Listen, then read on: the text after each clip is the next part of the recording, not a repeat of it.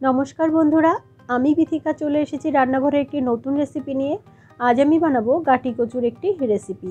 এই রেসিপি বানানোর জন্য আমি গাটি কচু নিয়ে নিয়েছি। গাটি কচুগুলো আমি খোসা ছাড়িয়ে নেব। বন্ধুরা, কচুর এই গাটিগুলোকে আমরা কচুর মুখিও বলি। আপনারা কে কী বলেন তা আমাকে কমেন্ট করে জানাতে পারেন। দেখুন বন্ধুরা, এর খোসা ছাড়ানো হয়ে গেছে। এবার আমি এর মাঝখান থেকে দু টুকরো করে নিলাম। এবার এই হাফ যে টুকরোটা তার মাঝখান থেকে আর এক টুকরো করে নিলাম। এইভাবে করে একটি মুখি থেকে আমি 4 টুকরো করে নিলাম।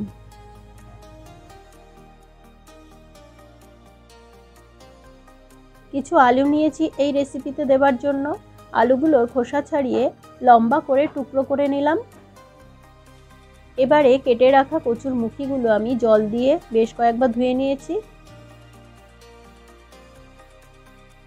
এবার একটি কড়ার মধ্যে আমি তেল গরম বসিয়ে দিয়েছি। তেল খুব ভালোভাবে গরম হওয়ার পরে এর মধ্যে আমি গাঠি কচুগুলো দিয়ে দিলাম।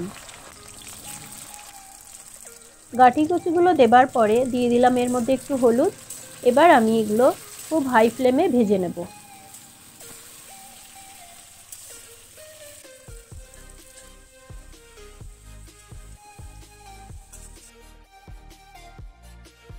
এটি ভাজা হয়ে গেছে। 5 থেকে 7 মিনিট আমি এটি ভেজে নিয়েছি। এখন ভাজা গাঠিগুলো আমি একটি আলাদা পাত্রে তুলে রাখছি।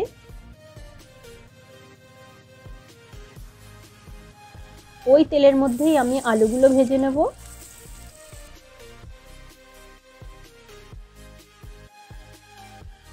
আলুগুলো ভেজে নেবার পরে আলুগুলো আমি গাঠির সাথে একই পাত্রে রেখে দেব।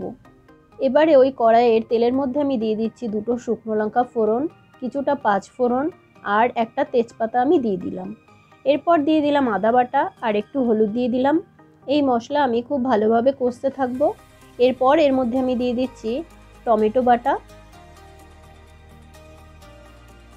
টমেটো বাটা দেবার পর এর মধ্যে দিয়ে দিলাম আমি লাল লঙ্কার গুঁড়ো।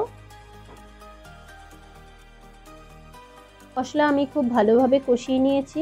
এরপর এর মধ্যে আমি দিয়ে দিচ্ছি কেটে রাখা টমেটো আর কিছুটা কাঁচা লঙ্কা। পরিমাণ মতো লবণ আমি এর মধ্যে দিয়ে দেব।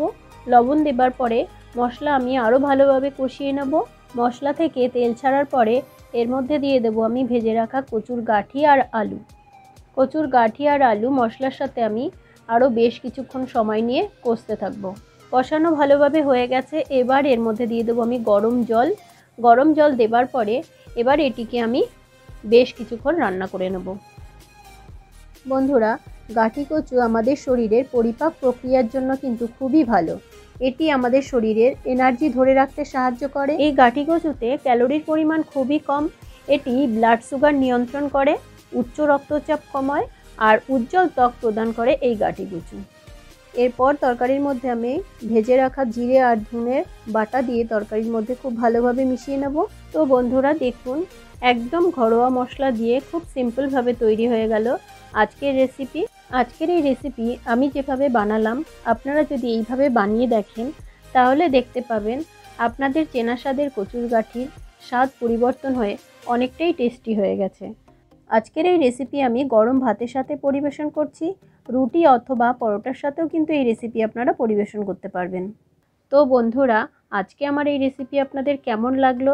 ভালো লাগলে লাইক, শেয়ার, কমেন্ট করবেন। আর বিথিকার রান্নাঘর এই চ্যানেলটি সাবস্ক্রাইব করে পাশে থাকার অনুরোধ রইল। দেখুন বন্ধুরা, গাঠিগুলো গলে একদম বাটারের মতো নরম হয়ে গেছে। তো বন্ধুরা, আজকের জন্য টাটা। দেখা হবে পরের ভিডিওতে।